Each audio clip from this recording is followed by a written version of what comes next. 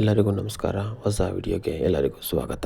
ಇವತ್ತಿನ ನಮ್ಮ ವಿಡಿಯೋದಲ್ಲಿ ನವರಾತ್ರಿಯ ಮೊದಲನೆಯ ದಿನವನ್ನು ಯಾಕೆ ಆಚರಿಸುತ್ತಾರೆ ಎಂದು ತಿಳಿದುಕೊಳ್ಳೋಣ.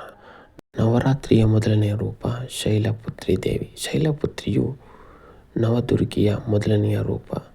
ಶೈಲಪುತ್ರಿ ದೇವಿಯು ಶುದ್ಧತೆ, ಶಕ್ತಿ ಮತ್ತು ಭಕ್ತಿ ಸಂಕೇತವಾಗಿ ಪೂಜಿಸುತ್ತಾರೆ. ಅವಳ ಹೆಸರು 2 ಸಂಸ್ಕೃತ ಪದಗಳಿಂದ ಬಂದಿದೆ.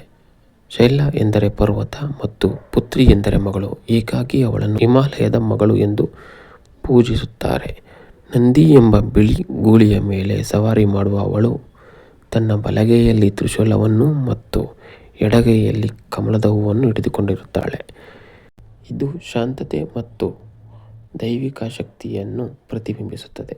ಶೈಲಪುತ್ರಿ ದೇವಿಯ ಕಥೆ ಅಚಲ ಶಕ್ತಿ ಮತ್ತು ಪ್ರತಿಕೂಲ ಪರಿಸ್ಥಿತಿಯ ಮೇಲೆ ಮೇಲ್ಗೈ ಮತ್ತು ಕಷ್ಟಗಳ ಮೇಲೆ ನಂಬಿಕೆಯ ವಿಜಯವನ್ನು ಕಲಿಸುತ್ತದೆ. ಇದೇ ಇವತ್ತಿನ